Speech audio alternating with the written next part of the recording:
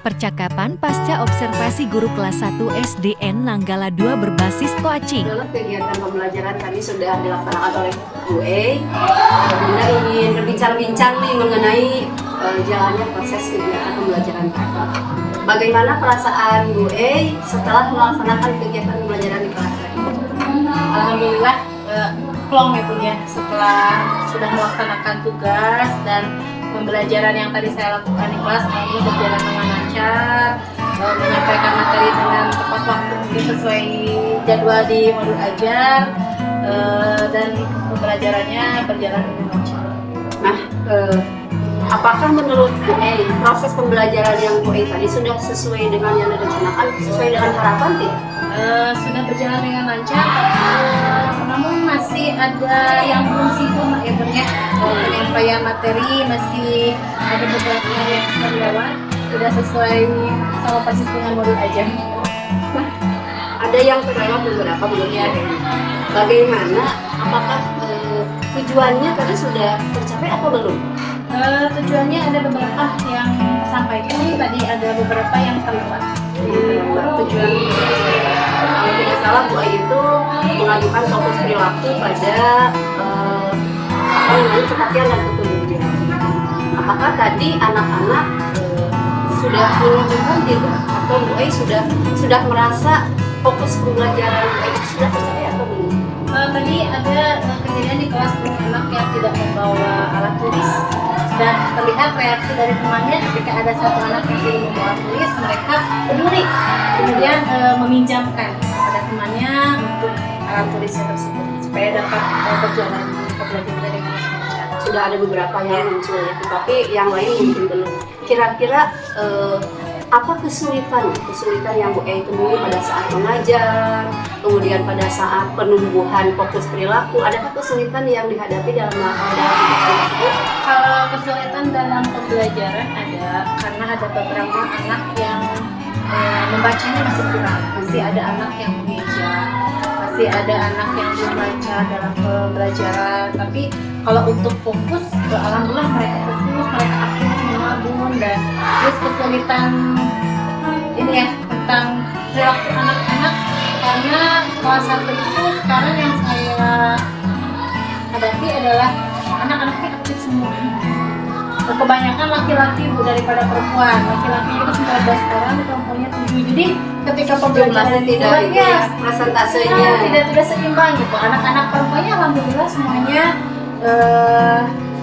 baik, anak laki-lakinya yang aktif, yang jadi ketika sebelum mulai pembelajaran ada yang lompat sana lompat sini. Nah, saya mengkondisikannya itu masih agak kesulitan karena satu mungkin karena keterbatasan suara, keterbatasan tenaga juga. Jadi ketika saya mengamankan anak ini yang ke belakang, anak B yang diamankan, anak C yang ke belakang, nah, seperti itu mungkin itu yang jadi kesulitan saya ketika mengamankan anak, dan harus ada satu-satu yang bimbing langsung. Jadi berarti kelas 1 yang Bu E ajar ini tipe anak yang aktif. Salah satu kesulitannya. Nah, dengan adanya kesulitan tadi yang sudah ditemukan dalam pembelajaran, apakah ada alternatif nih dari Bu E? Bagaimana cara mengatasi anak yang karakternya seperti itu? Nah, setelah tadi saya melakukan pembelajaran, saya menggunakan satuan peraga. Tadi kan ada alfabet yang disusun berdasarkan gambar yang ditebak. Itu salah satu upaya saya ketika pembelajaran. Alhamdulillah efektif Bu. Jadi anak-anak sudah aktifnya itu terarah mungkin ya. Jadi aktifnya anak-anak terarah gitu. Lalu kalau misalkan tanpa alat peraga, saya pernah belajar alat peraga, anak-anak jadi cenderung lebih bosan mungkin ya Bu ya. Jadi aktifnya itu lebih ke aktif yang bermain gitu tanpa fokus pembelajaran. Nah, tadi saya menggunakan alat peraga alfabet itu, anak-anak belajarnya jadi lebih fokus, lebih aktifnya terarah. Nah, tadi kesulitan sudah ditemukan, kemudian alternatifnya juga sudah ada ya. Nah, rencana nih untuk perbaikan pembelajaran ke depan Bu E, kira-kira pembelajaran seperti apa nih? Agar mereka lebih aktif lagi, agar mereka lebih fokus lagi, agar kepeduliannya juga mereka lebih tumbuh lagi. Kira-kira ada rencana nggak untuk pembelajaran ke depan?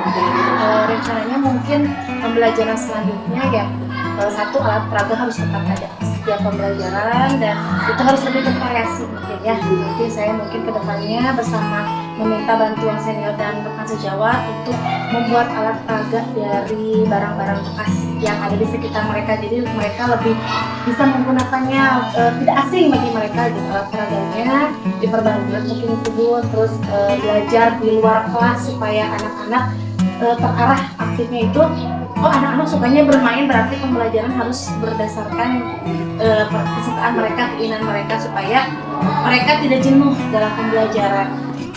Ya mungkin sekali lagi ucapkan terima kasih bagi Bu E yang sudah melaksanakan kegiatan pembelajaran yang cukup bagus. Mungkin saran dari Bunda itu tadi Bunda melihat ke kelas mereka semuanya aktif, kemudian antusiasnya juga tinggi.